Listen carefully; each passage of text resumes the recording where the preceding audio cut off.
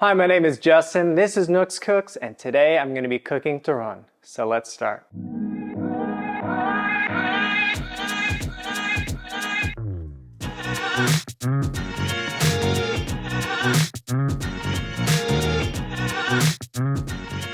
Turon is a popular street food in the Philippines. It's very simple. It's a banana wrapped in a spring roll wrapper or egg roll wrapper and fried.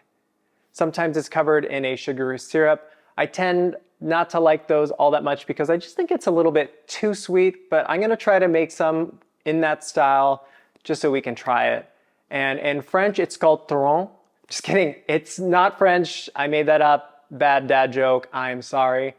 Though in Spain, there is a confection called turon with two R's, not related at all. It's a nougat type candy, just a coincidence. In Hawaii, turon are called banana lumpia, and they are the same exact thing. It's just an alternative name that roots back to all the workers in the sugarcane fields a long time ago, and there were many different cultures coming together, and with basic understanding of Filipino food, it was the best way to describe what it was, so banana lumpia. And I talk about that a little bit more in my Lumpiang Shanghai video, which you can watch right here. Turon reminds me of my grandma. She's 91, going on 92, so she's still alive and still going strong. I grew up in a multi-generational household, and she would whip these up as a surprise, and it's a fond memory to look back on. I mentioned earlier that turon can often be cooked in a sugary syrup, and there's a popular establishment in Manila called Mang Tuts. They have their turon, they call it banana roma, something like that. They cook theirs in a sugary syrup with a rum mixture, and they top it off with sesame seeds. I haven't been able to go there yet. Last time I was in Manila, the timing just didn't work out. Hopefully I'll be able to go there soon. Here are all the ingredients for turon, starting with the cooking bananas. I have two types of cooking bananas here. I have here the saba. This is the traditional type of banana that's used for turon. You want to make sure that they're soft, and you can squeeze them just a little bit to make sure that they're at the right ripeness level. And here I have plantains. These are not as traditional, but these are actually my preferred banana to use when it comes to flavor for turon. You want these to be almost completely black with a few yellow spots and almost looking like they're about to go bad. That might look a little bit strange, but this is exactly the amount of ripeness you want them to be at. And that brings me to a point of, I usually don't eat turon outside of the house because usually the bananas are not at the right ripeness level, and that can make the banana starchy or not sweet. And I can understand if you're a large establishment, restaurant, bakery, what have you, you can't always prioritize making sure that all your bananas are at the right ripeness level. You just want to get a bunch out the door. So I wanted to make sure that these were all at the right time or ready at the right time. And then we have lumpia wrappers. This is my preferred lumpia wrapper brand. There are many out there. This just happens to be mine. Oh, going back to the cooking bananas. So these have a higher starch content. You would not want to eat these raw, like, let's say, these type of bananas. This is the typical banana you'll find in a Western grocery store. These are called a Cavendish banana. You could possibly make turon with these. I'm not going to today. But I guess if you're really in a pinch, you want to try this, you could. And then my special touch, which is very popular ingredient to use in the Philippines, is jackfruit or langka. Whoa. You can see in my sweetened jackfruit video over here how I break it down, and I like to put these inside my turon instead of adding any type of extra sweetener like granulated sugar or brown sugar. And then I mentioned earlier that usually turon can be covered in a sugary syrup or caramel. So we're gonna be doing that today just so we can try all of these side by side. And then for that, you'll be needing granulated sugar and unsalted butter. And then I mentioned at Mang Tuts, they have their banana roma with the sugar syrup rum exterior. I won't be using the rum today. And then they like to coat it in some sesame seeds.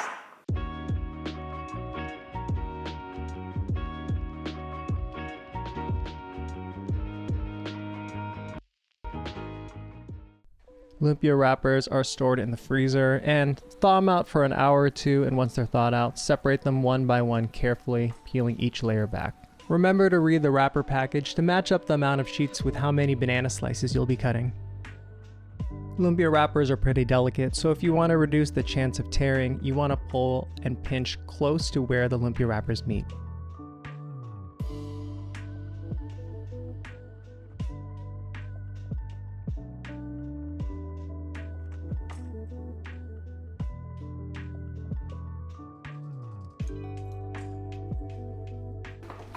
Lumpia wrappers can dry out pretty quickly, making them brittle, so while I am cutting the bananas, I wrap up all the wrappers in saran wrap and put it in the fridge.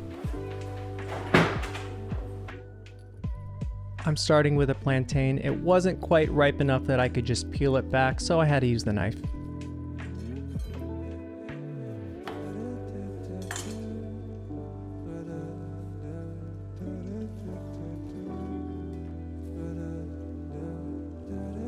Otherwise, this plantain looks ready.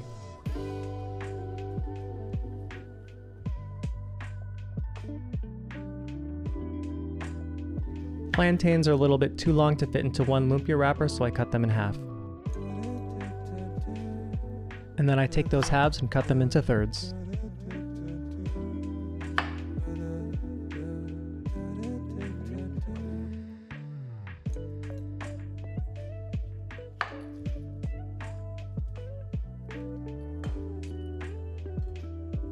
Here's the saba banana, and it's ready to be peeled.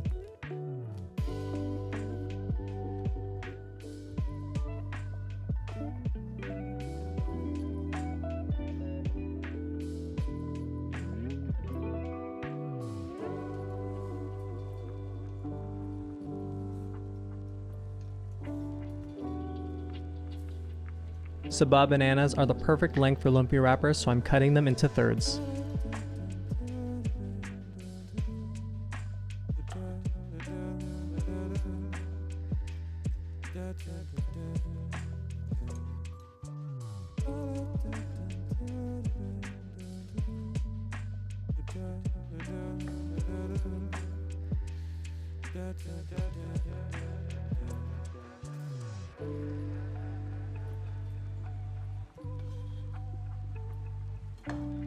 And here are the plantains and saba bananas side by side.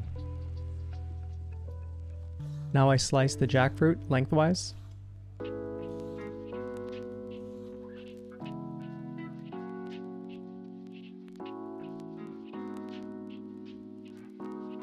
Now it's time to put it all together. I take the plantain, I put it right below the halfway mark of the wrapper and top the plantain with slices of jackfruit.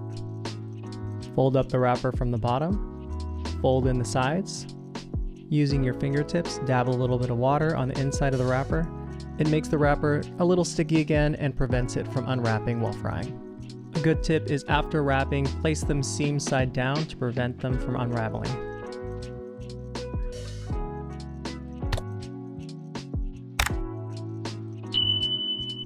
And because the plantains are cut small, look how cute they are.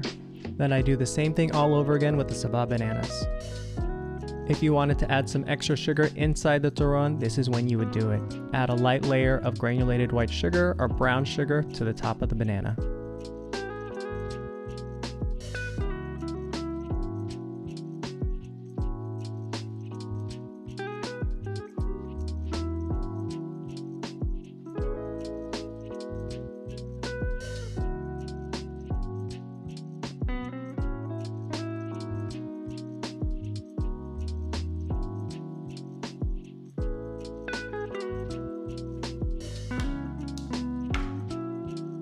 I shallow fry versus deep fry my turon for more control and easier cleanup. I add about ½ an inch deep of neutral oil, in this case vegetable oil. Once the oil reaches 315 to 350 degrees Fahrenheit, I gently lower in the turon.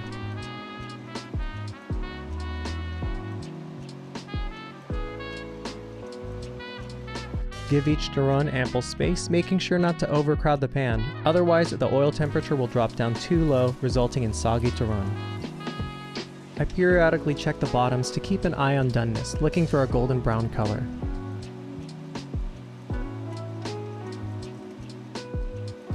And once I see that color, I turn over the turon to the other side. The entire time, make sure to check the oil temperature and adjust as needed to avoid burnt or soggy turon.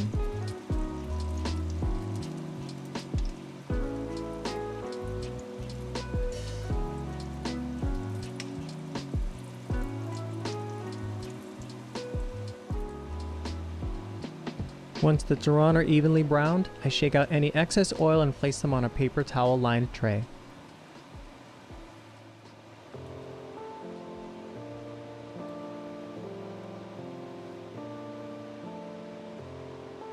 This is a little extra. Between batches, I'll remove any free-floating wrapper pieces so they don't burn and introduce any bitter flavors to the oil.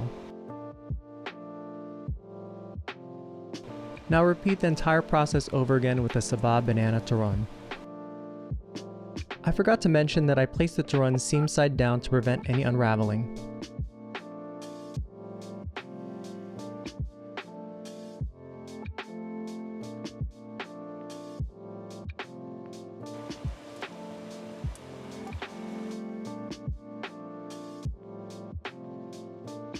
Here are the saba banana turon.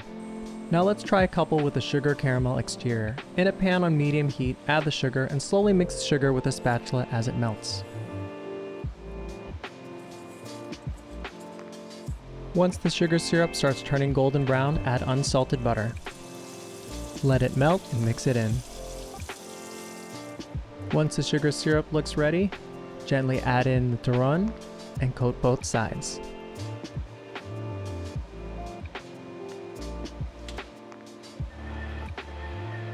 Once fully coated, remove and sprinkle with toasted sesame seeds.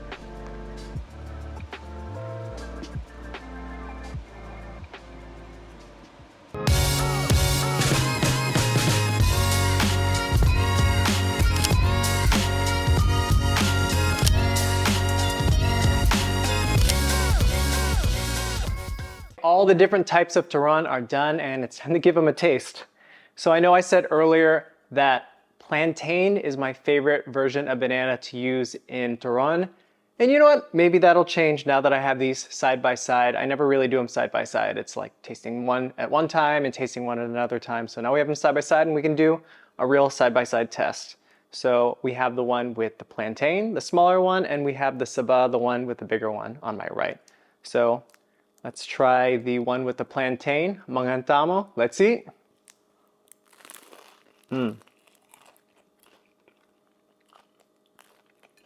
Okay, the plantain was perfectly ripe on this one. It's sweet, and the added jackfruit makes it even sweeter. For me, no need for any extra sugar. And then we have the one with the saba. Okay, let's try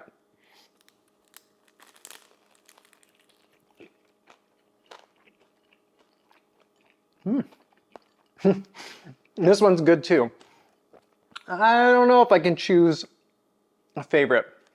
They're both good in their own way.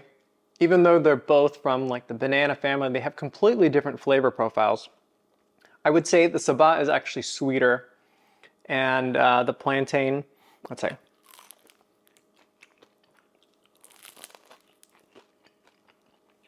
the plantain is a more subtle flavor. So I think classically when you think of turon, the saba definitely is the flavor you think of. I don't know, jury's out. Those are both good. This is really just to see, do you really need the extra sugar caramel on the outside if you have well-ripened bananas? So these with the caramel have actually stuck to the plate, so might have to get a knife to get this out. This is the plantain with the caramel and the sesame seeds in the style, not completely in the style of mangtuts because they use rum, but you know, generally with the caramel and adding the sesame seeds. So let's give this one a try. Okay, that one is really in there. You can see that part of the wrapper came off because the caramel stuck to the plate. Okay, magantamo. Let's see. Let's see. Plantain with caramel.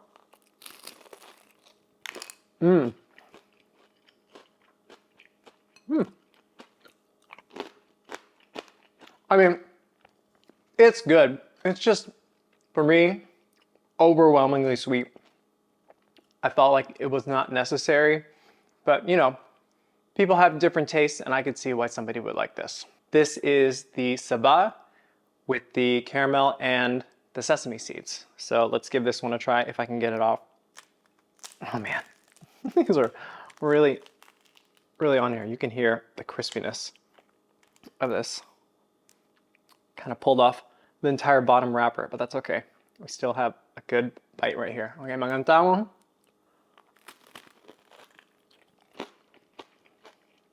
I know the caramel on this one cooked a little bit over compared to the one with the plantain. So this one, the caramel is a really prominent flavor and kind of overpowers the flavor of the saba. So this could be my error.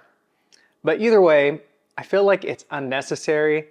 I can understand why, again, why somebody would like this. They have a really big sweet tooth. These bananas are so good in their own right. I don't think they need the extra sugar or caramel if you take the time and patience to get them at the perfect ripeness level. And that makes it difficult because if you're aiming for a certain day that you want these cooked, maybe that might not be the case and you might have to add some sugar like white sugar or white granulated sugar or brown sugar on the inside, or add this caramel on the outside to make up for the banana not being as sweet yet. So that being said, I think I still prefer it without the sugar. Well, I definitely prefer it without the extra caramel and sugar on the outside. Jury's still out. I like both of the plantain and the saba plain.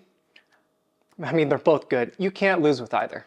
Everyone, thanks again for watching. I really appreciate it. And leave a comment down below what your favorite type of turon is. Sugar, no sugar, brown sugar, sesame seeds on the outside, saba, plantain, or some other version that I didn't even mention today. So remember to leave that comment down below and remember to like and subscribe. Peace!